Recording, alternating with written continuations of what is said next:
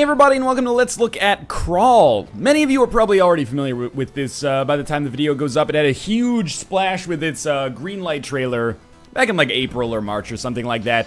Actually, you know what? I think it was March because it was PAX East when I was talking to people about it. Anyway, Crawl is a multiplayer-focused dungeon crawler. It's roguelike-ish, but it's not really a roguelike. It kind of like, it tasks you and your friends with basically competing against one another, either as the hero of a dungeon crawler or as sort of the dungeon master, but mostly the enemies. So one player, you know, if you're looking at the demo here, plays as the role of the hero who's smashing up those baddies, and then 1 to 3 either computer-controlled bots or, you know, friends of yours, locally multiplayer right now, control the enemies, you know, control the traps and stuff like that, and you kind of compete against one another. But what's really neat about Crawl, as we get started here, you'll probably, get a little bit more of a vibe for it. Sure, I'm going to play as RYA because that is me. We'll play against one bot, which is fairly simple, and we'll begin.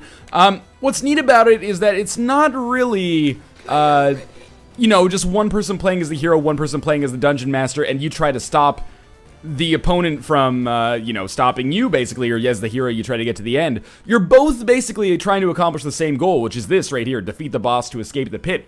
So what happens is, as the hero, when you die, the person who was previously playing as the enemies will respawn as the hero, and you both kind of get progress as time goes along. Like here, I've started as the enemy, so keep in mind that the computer is playing as the hero right now.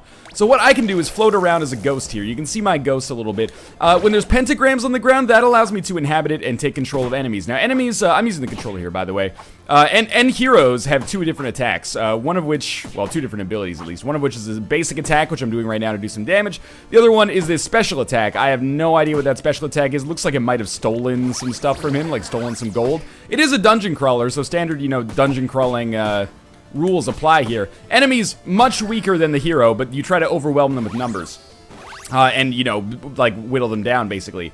I'll talk about what's going on in here in a minute, but as the ghost, you have a couple of different objectives, one of which is obviously do as much damage as possible to the enemy. You get 3 different monsters, and you level them up as time goes on. Let's see if we can actually get a kill here. Looks unlikely. He's got a little bit of too much HP, I think, but we can maybe get him with this trap afterwards if we kind of lure him over here. But yeah, you also collect these, like, yellow things on the ground here in ghost form, and that gives you experience points that basically you can use to level up your monsters and make them much more powerful as the game goes on. So as the hero gets more powerful, the monsters scale as well, and you have a little bit of control over that, which is really cool, I think. Be careful, be careful, be careful. Oh, come on. I mean, when it starts out here, it is pretty difficult to land hits with these ranged enemies. Alright, I got hurt, but we can get this trap. Oh, no, he came in here instead.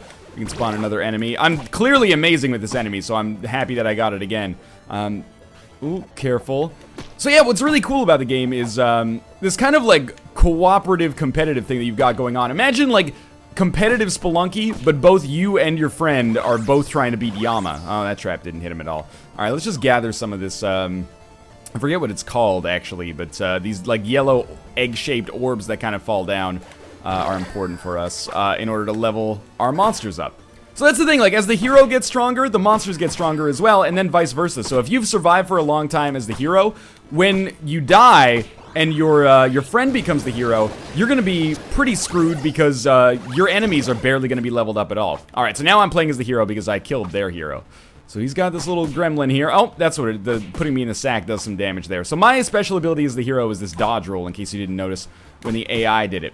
So what's our overall goal? Well, we want to level up until level 10. Once we get past level 10, we can fight the boss, and we get a few cracks at the final boss. There's a few different victory and failure conditions. If we beat the final boss, I wonder if I can teleport directly to the blacksmith, but I don't necessarily want to do that right now. Ooh, careful. That trap could be dangerous. If you fight the final boss and lose, basically it just gives your friend a chance to try as the hero again. So we're gonna, basically, I'll explain the other failure conditions. If you are the 3rd person to lose against the final boss, remember this is a 1 to 4 player game, 3 people playing as the monsters, basically. If you lose against the final boss on the 3rd try, then you lose the game and your friend wins. So that's the other victory condition or failure condition. So, you can trade your blood, which you basically get for doing damage to the hero as the ghost. I'm giving him so many experience, by the way. The longer you stay on a room, or so much experience, I should say. The longer you stay on a room, the more of these orbs spawn, and that gives the ghost way more experience. But anyway, we can trade the blood that we've done damage to with the enemy, or the enemy hero, I guess we could say, to this statue, and it'll give us gold for blood, and then we can use that to buy some stuff, like maybe a slow short sword and a different special ability, tribal shield, faded discharge. I mean, it's a dangerous putrid sludge. Okay, let's try that out. So I basically fed the enemy here, but we get to go down to the next level. Was that the first floor or the second floor? That was the first floor. Okay. I think it was the first floor anyway. So now we get a chance to evolve our monsters. So we got Vitae, that's what those orbs are called. Basically experience as the monsters. So I'm going to level up for 10 Vitae my skeleton into a skeleton archer, which means he'll be a skeleton archer when he shows up next time. And I'll level up this weird griffin thing into a better griffin because I suck with it. And you really can create these like big baddies out of the starting monsters by evolving them. So the things that are pretty much like very easily surmounted early in the game eventually become really difficult to deal with. And I'll take this weird, you know, dagger goblin here. Cool. It really has a cool like back and forth kind of vibe to it. The game reminds me in its structure a lot of Nidhogg, the way you kind of trade back and forth with your teammate, well not teammate, with your adversary, I guess. It's really, really neat. And this is a game that is, oh man, I'm so close to being dead already. This is a game that, that's my new special ability, by the way. Thankfully, it doesn't hurt me. Probably gonna die here, though. It's multiplayer focused, and it's local multiplayer only right now in Steam Early Access, which inevitably frustrates a lot of people, and I understand why. Oh, if you spend too long on a room, sometimes also these orbs get spawned, which can actually kill you and cause some serious problems. But anyway, understandably, that's going to be frustrating to a lot of people. I understand why, of course, as I am a person who doesn't live with, like, 4 of my friends. In fact, I'm lucky that, you know, Kate and I live together, so that, I mean, it's, I guess, fairly normal for a married couple, but we're lucky that we live together so that we can actually have a chance to test out the local multiplayer. I haven't tested it out. I've only played against bots, but I enjoy the game so much against bots that I would recommend it on those backs alone, which is pretty rare for an early access game to not only get like a pretty much unfettered recommendation, but also, even though it's multiplayer focused, like, I would totally say that this is worth picking up just on the merits of its kind of concept alone. Alright, so if you missed it, I'm playing as, you know, the ghost again. As we destroy these kind of like crates here, we actually get Vitae for it, I think, yeah. Oh, I got him stuck in the corner here. This monster still sucks. Can I just, like, rapid fire? Oh, okay, so that's what it is. Our special ability now allows us to fire, like, a huge rapid fire shot. So let's try this out like this. Oh, it's pretty good. Okay, I'm probably still gonna die, but that is a very solid upgrade. In fact, I might actually get the kill. Ooh. Oh, come on. Come on. There we go. All right. So I can go back as the hero here, get some more levels, and that is fantastic. All right, let's move along. So we don't know what's in this room yet. We're not quite level 10 yet. We're only level 5. But the enemy's only level 6, so that's okay. Digging this putrid sludge that we're spitting out here. That's working out pretty well. And where the game gets, you know, especially fun, and you'll see it, is once we get to the point where we're actually fighting the boss, and you control the boss if you're, you know, as the adversary. But, like, there's some strategy involved. Like, do you want to fight the boss when you're underpowered, but if you have, like, a miraculous victory, then you just win the game? Or do you want to fight the boss, do you want to wait a little bit and fight the boss when you're overpowered and, you know, have, like, a guaranteed victory, but maybe they can get there first? Maybe they could beat you, basically. I'll take the bow. I've never used the bow before. What's this special ability? Floating beam. Okay, floating beam. I know I already bought some special upgrades, but floating beam is by far my favorite... Ooh, let's just go down. By far my favorite secondary ability that I've seen so far. So we got floor results here. A really nice arcadey kind of style to it as well. Really like digitized sound effects that sound like arcade cabinets or even like SNES or Genesis games from like the 90s. So the exclamation point, I believe, means we can level a monster up. So I'll level this up to like a flaming skeleton archer, and I'll level you up into the only thing I can level you up to. If you see something with a lock on it, that means that basically we can't level it up yet. We need a little bit more. You get experience basically by finishing the game, so we need a little bit more of that. Alright, I should get this treasure chest. I've never used the bow before, so this could end up being a terrible decision, but we'll see. I think the game's going pretty well so far. So I'll show you that special ability that I just bought. That's it right there. I basically have like a companion that floats along with me now. Come on. Actually land a shot, please. Yeah, I have a companion that floats along with me now and does damage like that, which is really, really useful, especially against the boss. So I don't have any blood to trade. You can see that on my, like, arcade indicator down there. Let's see how much damage the bow does. I don't think you can charge a shot either. But yeah, I find that this is super useful. Like, that special ability is super useful for stuff like that. Get them stuck in, like, not an infinite loop, but a situation where you can just do a ton of damage to them when they're not even, like, at range to even hit you. I don't really like using ranged weapons in this game. I find my aim is terrible, which is pretty funny considering, you know, like, the thing I'm most known for on YouTube is playing a twin-stick shooter, which is basically what I'm doing right now, but, so be it, you know. Life's funny like that sometimes. We're almost done with this. That was a hell of a shot there, a terrible one. Alright, still no blood. Remember, you only get blood. I mean, there's a couple of different, like, confusing mechanics going on.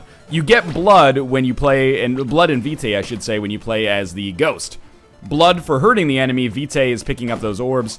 In getting those, you level up your monsters, or with blood, you end up using that as the hero when you get your chance to turn into gold, basically, to allow you to, have the, best possible equipment that you can buy. Okay, don't be naked and hit me with your weird tentacles there, okay?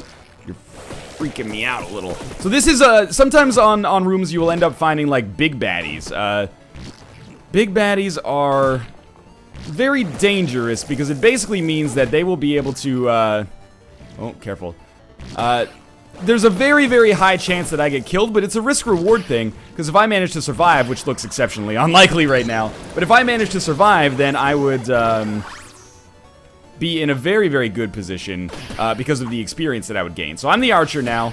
I really like the skeleton archer, which is weird because I don't really like the human archer. But the special ability to shoot like 2 flaming arrows in that V pattern does some damage over time and also allows you to very, very easily hit the enemy. As long as you can maneuver away, you can pretty much kite them. And it's really frustrating to have to deal with when it's on the other side, when you're on the other side of it as well. But if I could, like, switch both times on this room, I would be super happy with that. Mind you, okay, the bot AI, this is normal bot AI. There are other difficulty levels. It's not amazing. I've only played 3 games, I think, and I've won 2 of them. But still, it's fun nonetheless, just on the kind of, like, gimmick of its concept alone. And I don't mean gimmick in a negative way, which is how it's often used. Alright, so we leveled up. We're level 10 now. Oh, you again? We might die again, actually. The great thing about being level 10, of course, is that we can now fight the boss if we can actually make it to the portal room, which is, you know, where those, like, stone cairns were, basically. I'm trapped in tentacle hell now. I think we can get out of this, honestly. Oh, that was pretty awesome. Like, 2 more hits might do it, or 1 more, of the laser tentacle. Sweet. Actually, we got a ton of blood for that. So we could go to the blacksmith if we wanted to. This thing right here allows us to teleport directly to the blacksmith for 5 blood, which is pretty useful. So let's see what else we can get here. Maybe we can get some potions or something. I don't really like the bow, but I'll stick with it. What is this? This bone activates when you're bleeding near death and doubles the damage of your blows. That seems pretty useful. Upon taking damage, you drop pools of acid, which may damage your enemies. That seems pretty useful as well. That used, like, almost all of our gold. But let's work our way down here to the portal, which is over here. And let's try to fight the final boss. So again, this isn't a game where, you know, like Isaac, it's supposed to take 45 minutes to an hour or something like that. Rather, oh, this is gonna be so hard with a ranged weapon because you gotta, like, bounce them in. Like, it's a very Zelda-esque kind of boss fight here. You gotta bounce the bombs into the enemy's mouth here. But I think we might have a pretty good chance here. This is a game that, you know, could be 15 minutes long if you and your friends are, you know, skillful and can punish one another. Or it could be, you know, half an hour long if you're terrible, like I am. So, what's our goal on this boss fight? Well, oh, that did so much damage, I'm already totally fucked. As we get stronger, this fight will become easier, as you might expect. But our goal for this boss fight is basically bounce bombs into the enemy's mouth. The bombs will do damage even if we don't put them in the enemy mouth. But this gives us, like, if they hit the mouth, it gives us a period of basically invulnerability where we can just go to town on them. We also want to avoid these, which obviously create situations for us that are undesirable, but we died. Okay, that's fine. So we get teleported back. We don't, I guess we don't give up our humanity there, but we do start with much lower health. So we'll head down to the next floor, which should be in here. All right. So yeah, it's not really like a traditional dungeon crawler in that way. You can actually like choose when, I can't level anything up. You can choose when you want to finish the game, basically. And it's got some really cool stuff, like the balance is, it's kind of like self-regulating. If you do really well as the hero, that means your enemy is going to have a ton of vitae, which means they're going to be able to, just seeing if there's a treasure chest, which means they'll be able to level up their monsters like crazy. And if they're able to level up your monsters like crazy, that's going to make it very difficult for you to do anything as the hero, as you might expect. It's like, right now, we've pretty much got that exact situation. The enemy has super high level monsters because I've been playing as the hero for probably most of the game so far. And this creates a really dangerous situation for me because I don't have very good monsters myself. Like they have monsters that are super high level, do a ton of damage. And meanwhile, I have monsters that are like, they're a couple of levels up, but like not nearly to the extent that the enemy's monsters are. So it does create this kind of weird back and forth, which is super cool. So I'm going to try to get as much vitae as possible, but he might be try to fight the boss here. He is, okay. I'll admit right off the bat, I've never actually controlled the boss, so this could be terrible for me. If he beats the boss, it's all over, by the way. Like, we lose. We can't occupy this, so he just shoots it in there. Alright, I've never used the boss before, so forgive me here. Really nice kind of pixel art here. I throw my hands up in the air sometimes, saying, hey, oh, don't win the game, oh. Okay, so we can, like, shoot this laser like this. Then when it's done, we can fly out, I'm assuming. Maybe using this button. Yeah, okay, we can fly out and, like, take control of a tentacle or something like that. He's doing a lot of damage, alright. So let's try to shoot some of these at it. There we go, we got him trapped, and then we'll hit him with this laser. Oh, that's the good stuff right there. And then this is like creep right there, so that does a lot of damage. And we'll see if we can get him stuck in this one. Oh, I'm the greatest crawl player of all time. That was beautiful. Okay. Now, you can see there's only one, like, more illuminated part of this triangle. Oh, careful, careful, careful. Basically what that means is that if the next person that challenges the final boss, if they die, then the run is over. So this is like super high risk, high reward. We could immediately go and challenge the final boss once we finish with this level if we want to. But if we lose, then we've basically given our opponent a free victory. So, you know, it's a bit of a, like a poker game right now. You don't want to, maybe it's the best strategy for us to just like level up our monsters, let the opponent play as the hero, and make them take a crack at the final boss if we think that our abilities as the boss are better than their abilities as the hero, perhaps. Maybe, just maybe. But I'm going to try to level up as much as possible in the meantime. Hopefully make this work. Oh my god, his monsters are so fucking strong.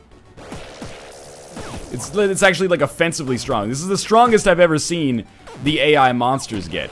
Which is bad, but as long as we can, you know, minimize his chances of doing well as the hero, then I think we have a good chance if we're controlling the final boss when he walks into the portal. Now, there is also a chance that we could just survive this. We'll get a lot of blood for killing an enemy this strong, I think. Oh, I botched it, and then I returned to do some good stuff there. Okay, let's immediately go to the blacksmith. We'll sacrifice some blood to make it happen. Blood is not HP. Our HP is that meter that you can see when we get hits. Okay. Deal 25% damage, or more damage, I should say. That seems alright, even though it does come with a movement penalty. And let's, we can't fight the boss. You have to wait until you go down to the next floor. Hopefully we don't get killed here. There are some traps, but that's okay.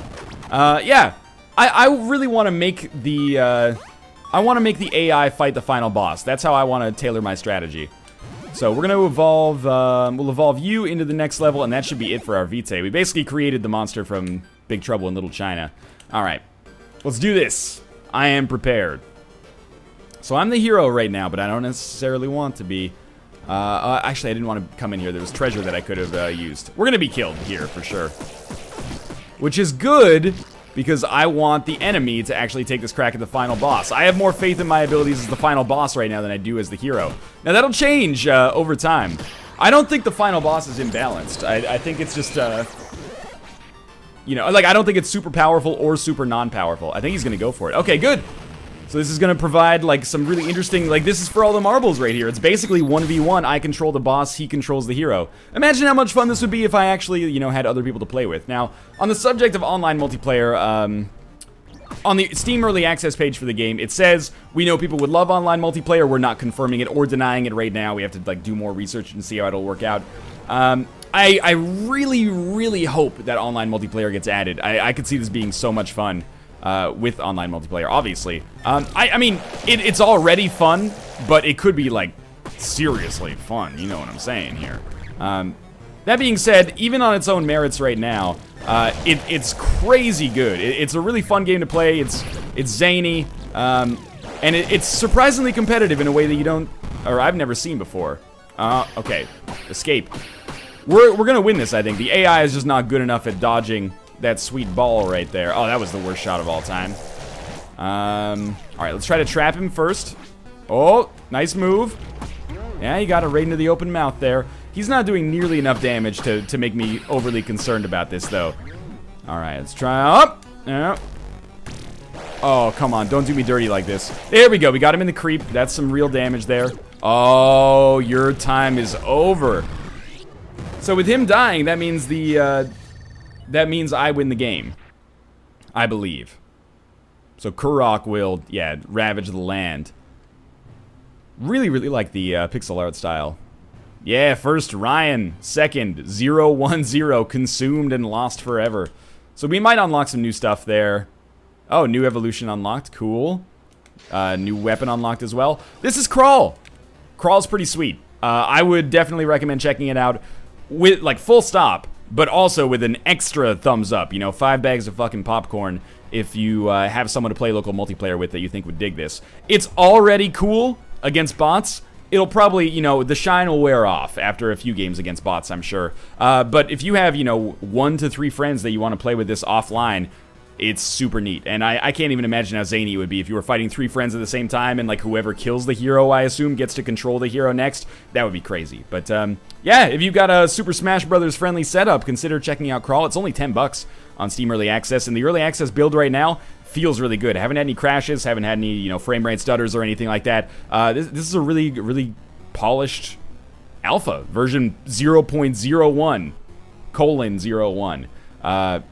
In any case, I don't know anything about version numbering. A little disappointing that it's not online multiplayer. You know, I'm getting used to that. It's fine. Hopefully online will be added. I'm skeptical that it will be, but hopefully it is. But in any case, thanks for watching. I hope you enjoyed the episode. You can check out Crawl on Steam. There will be a link in the video description below. And of course, if you enjoyed the video, click the like button. It helps out a great deal. And of course, subscribe if you want to see more in the future. But for now, thanks for watching, and I'll see you next time.